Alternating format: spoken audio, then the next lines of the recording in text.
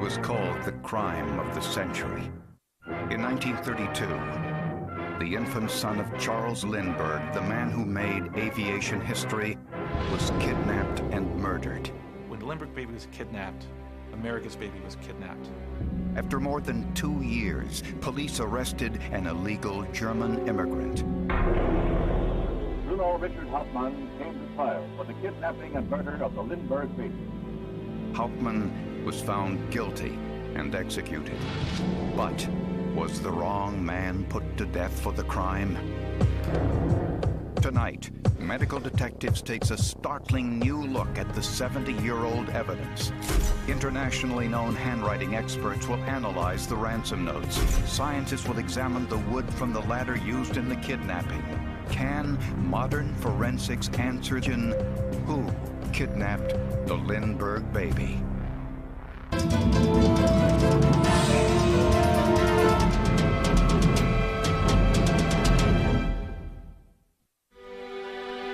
In 1927, Charles Lindbergh made history as the first man to fly solo across the Atlantic. He made it. Charles A. Lindbergh, Lucky Lindy as they call him, landed at Le Bourget Airport, Paris.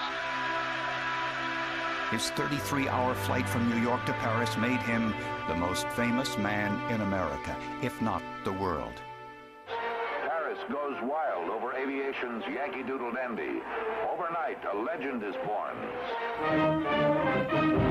Upon his return to New York, Lindbergh, only 25 years old, was greeted with a ticker-tape parade. And soon, his picture was everywhere. His popularity was... He was approached as a possible candidate for president.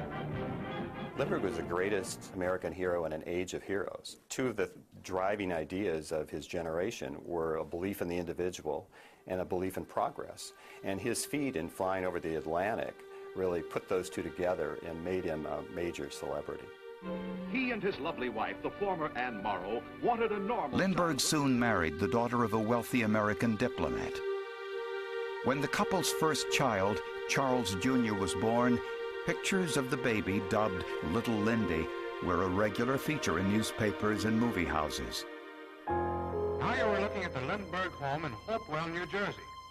To escape the crush of celebrity, the Lindberghs began building a house on an isolated estate about an hour's drive from Manhattan. But when the baby was only 20 months old, tragedy struck. At 10 p.m. on March 1st, 1932, the baby's nursemaid finished her nightly routine by checking on him in his second-floor nursery. But when she entered the room, the baby's crib was empty.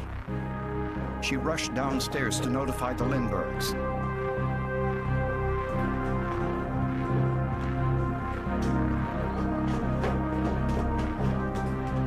Man, they've taken our baby. We'll call the police. He uses the plural they, and he immediately suspects a kidnapping as opposed to thinking it is someplace else in the house. One of the nursery windows was open, and on the sill was what appeared to be a ransom note. The kidnapper demanded $50,000, equivalent to almost $1 million today, for the baby's safe return. The note said, arrangements for ransom payment would be made in 2 to 4 days. The grammar investigators to believe that it was a foreigner who had written the note, that it was either a German or a Scandinavian. On the bottom of the note was a symbol, a pair of interlocking circles with a red dot in the center. Among the circles were 3 small holes punched through the paper. This, the kidnapper claimed, was to be his signature. The note was dusted for prints. None were found. The nursery was also dusted. Except for the baby's prints, none were found there either. There were no fingerprints in the room. We don't know why. It's been said that it seems as if the room was wiped down. The next piece of evidence was found about 70 feet from the house. A brand new handmade ladder designed in 3 sections, apparently to make it easy to carry. Scuff marks under the nursery window indicate that only 2 sections of the ladder had been used. This meant the kidnapper had to climb 2.5 feet to reach the baby's window. This led to a theory that more than one person was involved. I think that theory may be right. The one in the room took the baby out of the crib and handed him to the other one who was right at the top of the ladder. The kidnapping was a news sensation. The country reacted with horror. Hundreds of journalists flocked to the Lindbergh estate, compounding the nightmare for the family and investigators. Reporters descended upon the scene. They were climbing up the ladder into the window, messing up evidence. The reporters created a major problem for investigators. But police soon got a potential break. They learned that the Lindberghs weren't to be at the Hopewell house the night of the kidnapping. The family had planned to return to their other home, but decided to stay an extra night because Charles Jr. was sick. Nobody would have known that they were staying in Hopewell. They were never in Hopewell before on a Tuesday night. This change of routine, an unprecedented change, was known only to the family and the staff, and prompted speculation that a member of the household might be involved. It did lead to a lot of people thinking it must have been an inside job, somebody who knew, and nobody except those in the family or the staff of the family would know. For 3 days, the Lindberghs were helpless as they waited for information about their baby. Then, as promised, the kidnapper resumed contact. A series of letters arrived scolding the Lindberghs for involving the police and demanding the ransom be paid. A retired Bronx school teacher, Dr. Condon, followed the story in the newspapers. Lindbergh was his hero, and he just could not believe that this could happen in this country to an American hero. And so he wanted to do something to help. So Condon put an ad in a local paper offering his services as a go-between, someone willing to negotiate the baby's safe return. Amazingly, the kidnappers saw the ad and responded by sending Condon a letter with the same symbol of interlocking circles that appeared on the original ransom note. It was basically the symbol that convinced Lindbergh and his camp that was a legitimate letter. Both sides accepted Condon as the go-between, and negotiations began. Through another series of letters, the kidnapper set up a late-night meeting in a Bronx cemetery.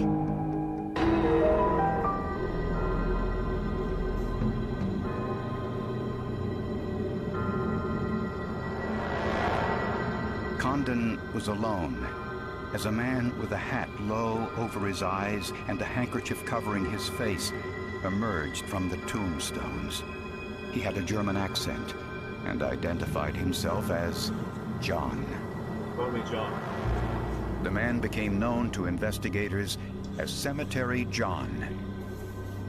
He didn't have the baby and wanted to know why Condon didn't have the money. Condon said he wanted proof the baby was safe. Cemetery John said he would provide the proof by sending the sleeping suit the baby was wearing when he was kidnapped. 3 days later, the sleeping suit arrived. Then, the kidnapper called for one more meeting at a different Bronx cemetery. Finally, after a month of anxious waiting, the baby was to be handed over. Charles Lindbergh went with Condon, but stayed behind in his car.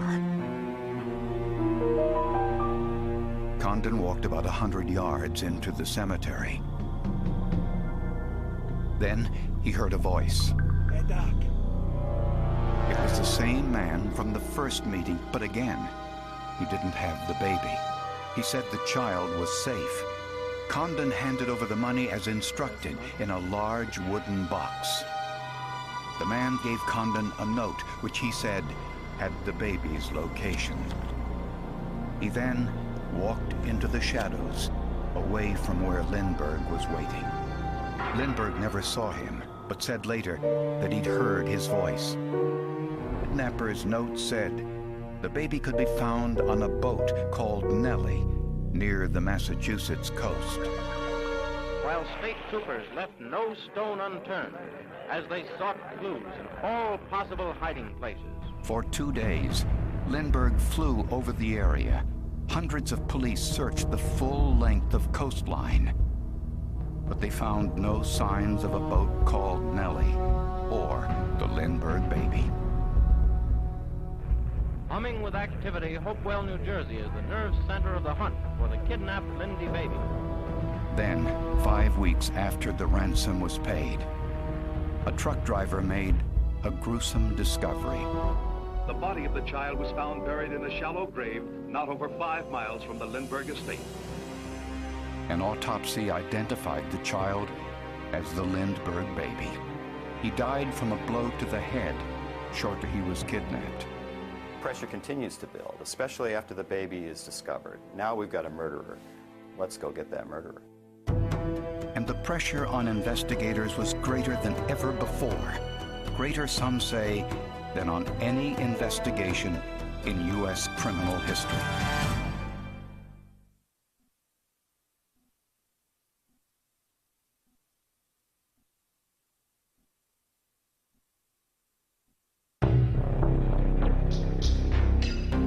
When the Lindbergh baby was found dead, the entire country mourned and wanted justice. Cemetery John was the prime suspect. His description was broadcast around the country, and a nationwide manhunt was on. Police distributed the serial numbers on the ransom money, which was in gold certificates, a currency that was just about to be taken out of nation. Ransom money is turning up. It turns up as far away as Kobe, Japan. One time there's a homeless guy that paid for food with a $5 bill that was ransom money, but where did he get the money from? More than 2 years went by without a credible suspect. Investigators feared the case would go unsolved.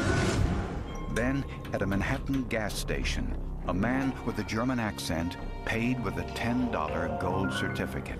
Sure don't see too many of these around.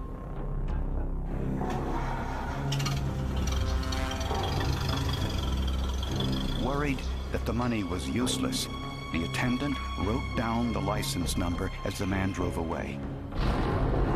The license was traced to Bruno Richard Hauptmann, a 35-year-old unemployed carpenter and illegal German immigrant. He lived in the Bronx. He was not very far from Dr. Condon's house. He was not very far from the 2 cemeteries where the negotiations took place. A check revealed that Hauptmann, married with 1 child, quit his job the day the ransom was paid. He denied any involvement in the kidnapping and said he knew nothing about any ransom money. Hundreds of investigators searched Hauptmann's house, literally tearing rooms and outbuildings apart. And they found more than $14,000 in gold certificates.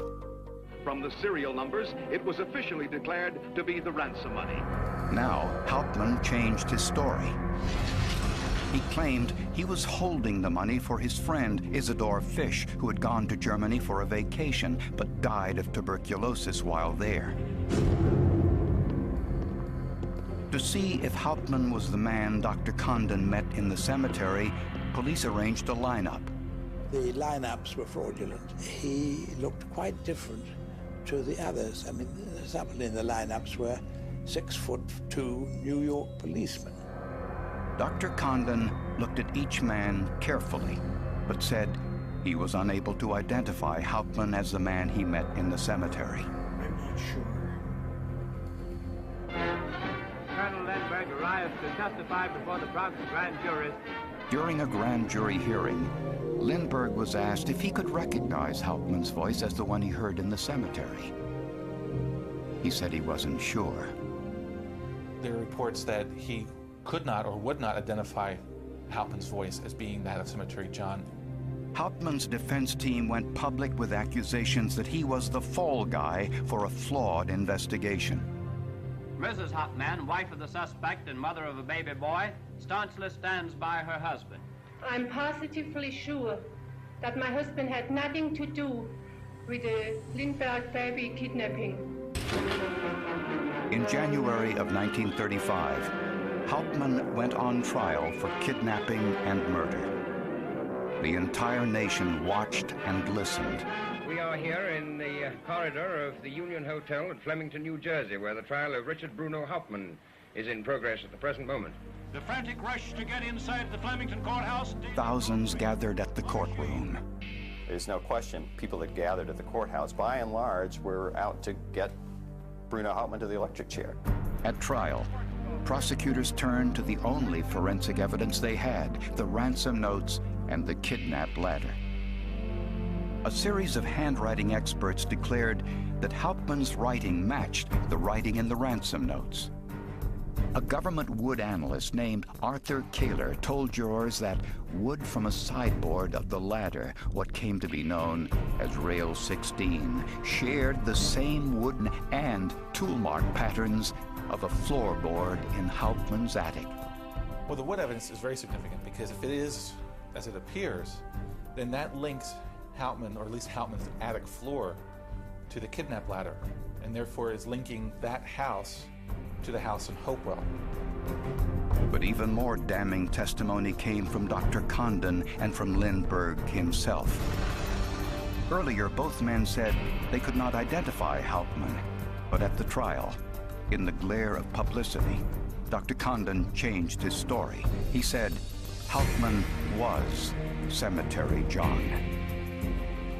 Then Lindbergh, a national hero and grieving father, took the stand and said the voice he heard in the graveyard was Hauptmann's. I spoke to one of the jurors when I was doing my research for this book, called Ethel Stockton, and she said, well, forensic argument was what Lindbergh said about hearing Hauptmann's voice. He said, we knew he couldn't lie and wouldn't lie. In his own testimony, Hauptmann remained consistent. Bruno Richard Hauptmann takes the stand in the crisis of the most sensational trial of the age. And once more said he was not involved in the kidnapping. When you were arrested with this Lindbergh ransom money, you had a $20 bill. Lindbergh ransom money, did they ask you where you got it? Did they ask you? You did. Did you lie to them or did you tell them the truth? Did you lie to them or did you tell them the truth? I said not the truth. You lied, didn't you? I did, yes. After a 6-week trial, Hauptmann was found guilty and sentenced to death. A national newspaper chain offered him what today would be almost $1 million to confess. Even though his wife and child were destitute, he refused. What does he have to lose at that point? And the fact that he didn't confess, even at that last instant, leads some people to think that he must be innocent. But he had nothing to confess. He knew that he was innocent. The rest of the world knew that he was guilty. That's what happened. On April 3rd, 1936, Hauptmann went to his death, still maintaining his innocence.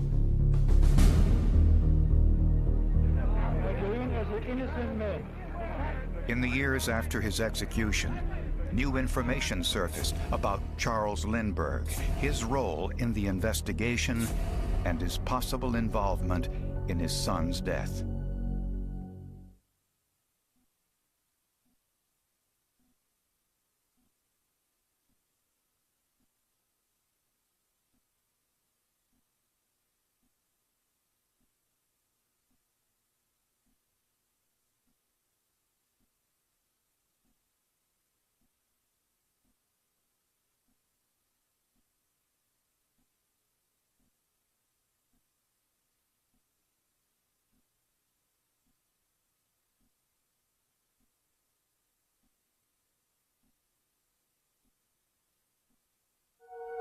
From the moment police found ransom money in Bruno Hauptmann's house, they were convinced they had their man. They bundled him into a police car, and one of the detectives who was sitting in the back of the car just looked at him and said, "You're gonna burn, baby." And he did. This assumption of guilt affected every aspect of the post-arrest investigation. Under the spotlight, he maintains his innocence. Meanwhile, new clues are being unearthed, and New Jersey plans to try him for the killing. Hauptmann was not given a lawyer, and had none of the legal safeguards we take for granted today. It's pretty clear that Hauptmann was beaten in the Bronx County Jail. There's a doctor's report indicating that he had suffered severe bruises over many parts of his body.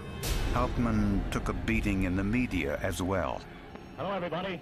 We're speaking to you now from the general store in Hopewell, New Jersey. The public and the potential jury pool were fed a steady diet of stories detailing his guilt. There was a banner headline on the front page saying, "Lindbergh kidnapper jailed." There was no evidence at that time that was so. But perhaps most disturbing is that once Hauptmann was arrested, police stopped investigating other potential leads. In some cases, this would make sense. But in the kidnapping, there was ample evidence the kidnapper had inside knowledge of the family's schedule. And even more disturbing, the baby was taken from the nursery between 8 and 10 o'clock. A time when everyone in the house was awake. A time when Lindbergh ordered that no one, not even his wife, could enter the nursery. The family routine was nobody was allowed in there. Everybody knew this. They heard the baby crying. They knew they were not allowed to go in and check on the baby to see what was wrong. Lindbergh wanted to, I guess, toughen him up or something. Here, just hours into the investigation, police began to consider the possibility that a member of the household was involved. But that line of questioning was shut down by none other than Charles Lindbergh himself. There had to be some reason why Lindbergh would not allow the servants to be thoroughly investigated. After the baby was found dead, they were not allowed to be thoroughly investigated. Lindbergh, an ex-military man and national hero, had virtually total control of the investigation. He sat in on all the strategy sessions. He directly threatened to shoot any New Jersey state trooper who made any move without his authority. Lindbergh's unusual role has raised questions that persist to this day, that he knew more about his son's kidnapping than he was telling police. Even his wife Anne thought this might be true. According to a letter which Anne Lindbergh wrote the next day to her mother-in-law, her initial instinct was that Charles Lindbergh had taken the child. In his book, Crime of the Century, Greg Algren says Lindbergh should not have been in charge of the investigation. He should have been the chief suspect. Today, we know more about these types of crimes than we knew in 1932. We know today that child is murdered. We know there's about an 85% probability that a parent or a close family relative is the perpetrator. But was Lindbergh capable of kidnapping his own baby? Even sympathetic biographers admit that he often played cruel practical jokes on people around him. One such joke involved his son. He had hidden the child in a closet and announced that the child was kidnapped. As a parent, I read that and I say, I can't imagine what would happen to my relationship with my wife if I took my 6-month-old child or 1-year-old child, hid the child, and announced to my wife seriously that the child had been kidnapped. That's not a practical joke. That's evidence of a very sick mind. In fact, in the moments after the kidnapping, the baby's nursemaid, Betty Gow, is on record having suspicions about Lindbergh's involvement. Betty Gow goes, finds Colonel Lindbergh, asks him, "Baby, sir?" And he said, "No, I don't." And she adds, according to her statement, a line, "Please don't fool me this time." Some theorize that while playing another practical joke, Lindbergh accidentally dropped the baby, and that the ransom notes and the kidnap ladder were all part of an elaborate cover-up to protect an American hero. Sir Ludovic Kennedy, author of The Airman and the Carpenter, says, public statements by investigators give credence to the charge of a police cover-up. The chief of the New Jersey State Police at that time, like many Americans, worshipped Lindbergh. In fact, he said on one occasion, "I would do anything in the world to help Colonel Lindbergh. I would break any oath to see that nothing happened to him." For 7 decades, Skep cited Hauptmann's refusal to confess, Lindbergh's unusual role in the investigation, and the apparent evidence of an inside job as ample proof that Hauptmann was framed. I maintain, with a great deal of conviction, that people who pretend now that he's still guilty are not only deluding themselves, but they're telling a lie. The only way to prove or disprove that assertion is to re-examine the evidence that ultimately sent Hauptmann to the electric chair. So for the past year, experts chosen by medical detectives have been doing just that, conducting an independent analysis of the evidence. In a moment, the results.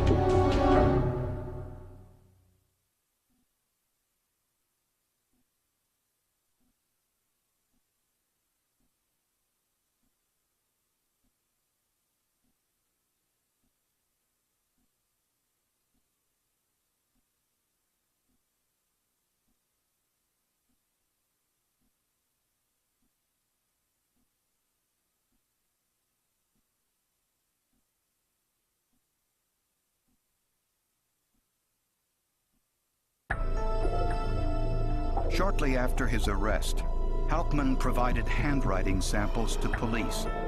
These and other of his known writings were compared to the 15 ransom notes by Albert Osborne, the prosecution's handwriting expert.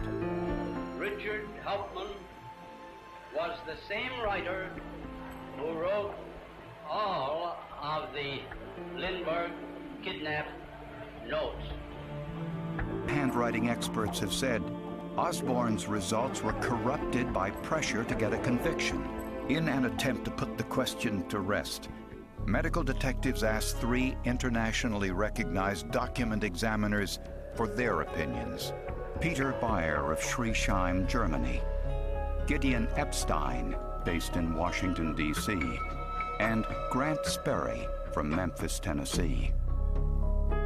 The first question: did one or more people write the notes? The writing in all the notes shows an unnatural stop-and-start quality. In this particular case, all of the ransom notes were disguised. Some were disguised more than others, but they were all disguised. The consistency of the disguise in some areas is remarkable. There's a lot of extraneous dragging of strokes in an effort apparently to connect letters. But even with the attempt at disguise, there are consistent stylistic features in all of the notes. For example, the word police appears 13 times and shows a remarkable consistency. This is especially true in the unusual capital P. That unique way of making it, with a circle and a down staff and what looks like even a cross inside the center of the P. This is a very unique formation. The word boy is also distinctive, particularly the open O in the middle of the word. It looks more like a U and is consistent in all the notes. Consistencies like these in the writing and the disguise led all our analysts to conclude the notes were written by one person. The next question: writer, Bruno Hauptmann.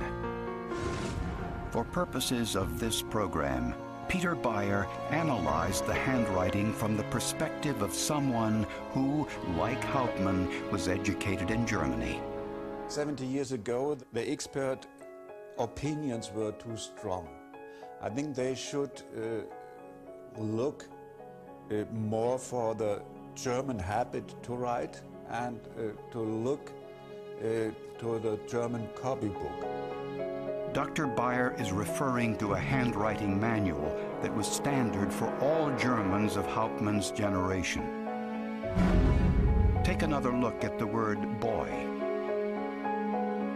Here again is the open O in the ransom notes. And here, in Hauptmann's known writings. At trial, prosecutors pointed to Hauptmann. Peter Bayer disagrees, and he cites the German copybook, in which the O is open This is how Hauptmann and all Germans his age would have been taught to write the letter O.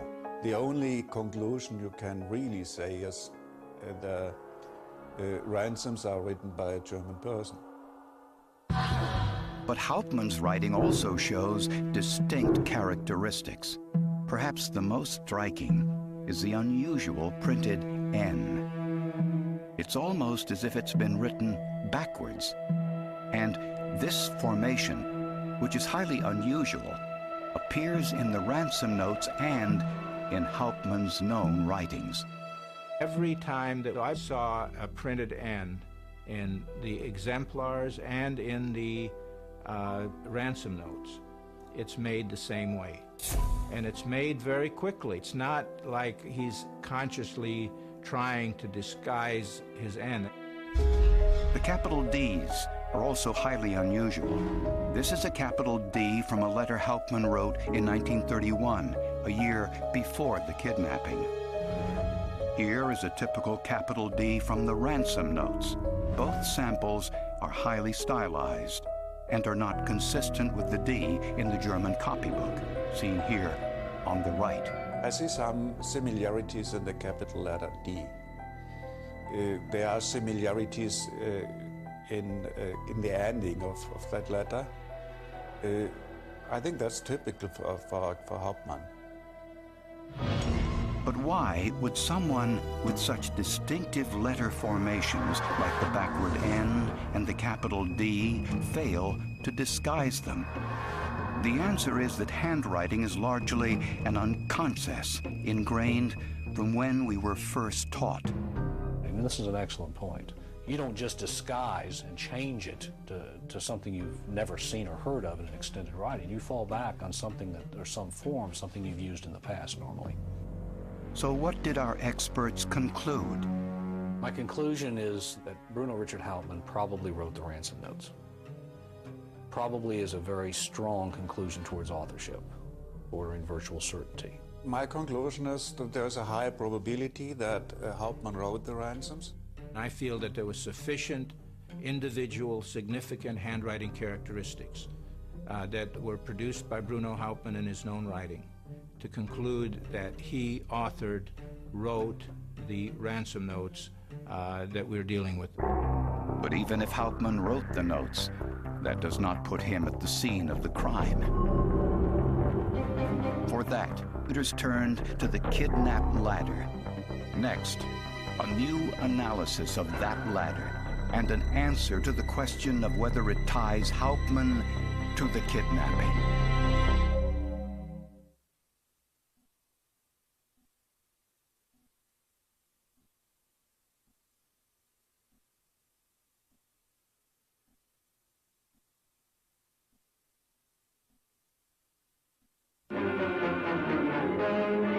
The controversy about the wood evidence used to convict Hauptmann centers on a sideboard of the kidnap ladder.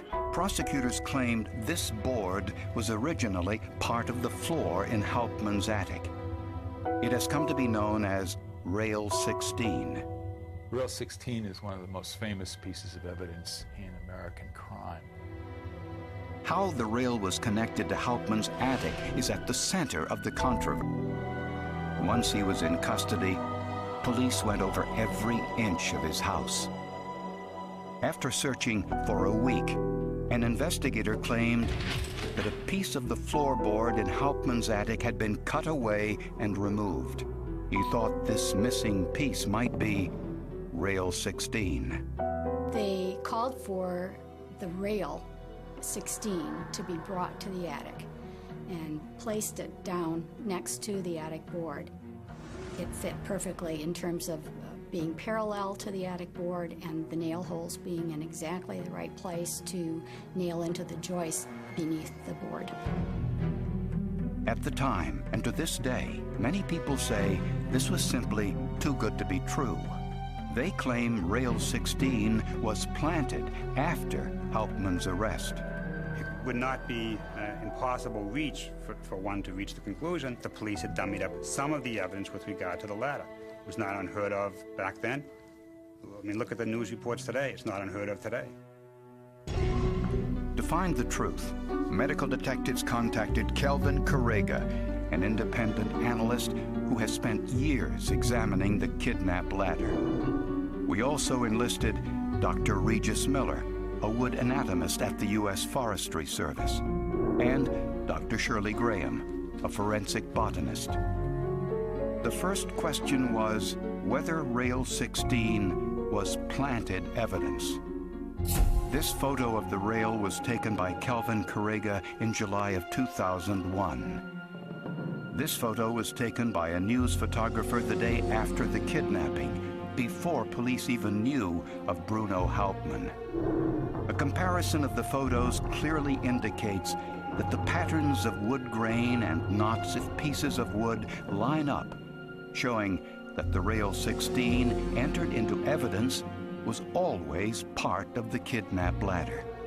I found a complex series of surface patterns of whorls and V's and ridges and so on that was very, very specific. It's like a fingerprint. Those photographs match quite nicely, just things like knots, grain patterns, and you can see that on the photos. So that, first of all, says that the rail 16 wasn't replaced. Prosecutors claimed rail 16 was once part of a single board, the rest of which was still in Hauptmann's attic. The board is called by its evidence number, S226. If rail 16 and S226 were once part of the same board, then we're talking about a 162-inch long slice of a single tree. Here are both boards in what prosecutors said was their original position in the attic. S226 is wider than rail 16. Prosecutors said this was because rail 16 was hand-planed along both edges to make it fit the rest of the ladder. This hand-planing left unique marks. Here is an imprint of the hand-plane marks on rail 16. Here, the marks on a rung of the kidnap ladder. And here, the marks from Hauptmann's hand planer. When lined together, there is an unmistakable pattern repeated across all of the samples. Hand plane marks leave some very telling marks, and I think that they're extremely good in making the point that the hand plane was used to build the ladder. Other tool marks on rail 16 and S226 were also examined. All the boards in the ladder were processed by a belt-driven planing machine, much like this one. A rotating cylinder with protruding blades shaved off excess wood. On rail 16, one of the blades was at a slightly different angle and made a unique mark every time it cut the rail. If one of the knives is slightly offset from the others, then it'll make a shadow, it'll make a deeper cut. Here is a photograph of these planar marks on rail 16. Among the pattern of vertical lines, a deeper cut can be seen at consistent intervals. Here is a photo of the planar marks on S226. The same marks at exactly the same intervals visible on both boards, showing they were planed on the same machine. It's very, very powerful evidence that the two boards were one, and it also makes the theory that somebody found a board to match rail 16 completely implausible. But perhaps the most distinctive comparison comes from the natural characteristics of the wood, the growth rings. No two trees would have the same ring pattern. The growth is very much affected by external conditions, and every tree is unique. For this investigation, Kelvin Correga used new photographs of the end grain. On the top is a photo of rail 16's end grain. S226 is on the bottom. When compared, the rings line up perfectly in both number and thick, the final forensic proof that rail 16 came from Hauptmann's attic. I'm satisfied that the rail 16 and S226 are the same board. I look at it from the cross-section to look at the growth rings and the pattern that's in that growth ring, and that alone will convince me 99.9%. I think the wood evidence points to an unquestionable link of Hauptmann and the crime.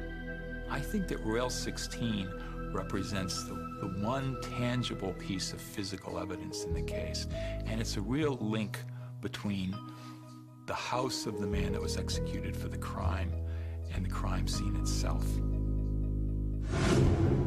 In a moment, the questions answered and the questions that remain as the reopening of the investigation into the Lindbergh baby kidnapping continues.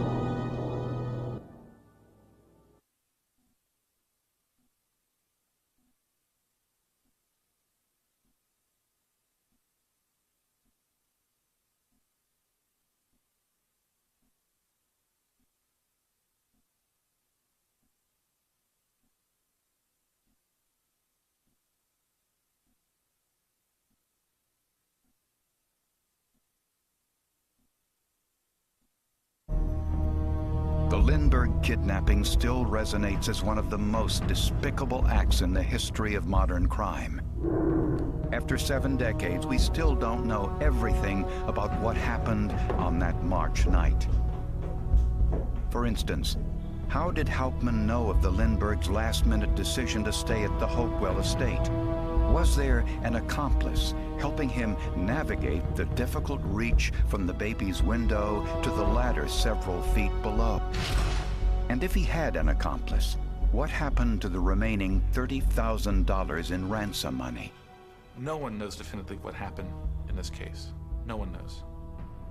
And I don't know if we'll ever find out for sure every last detail of what happened. Anybody who says that they know for sure what happened is lying. In the years since the kidnapping, potentially new clues have surfaced, like this table, which was found in 1948. On a wooden support block, investigators found a confession to the kidnapping. It was written in German and signed with the initials of the Nazi Party. It says, Hauptmann was innocent. An analysis of the handwriting reveals it does not match the ransom notes or any other known writings in the case, and it's considered by many to be yet another in a line of hoaxes. Despite ongoing questions, there are some things we can say with certainty.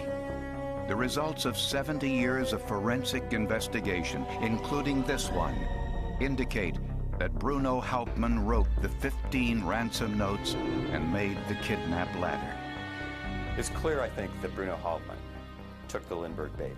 Whether he took the baby with anyone else is a question we can't confidently answer.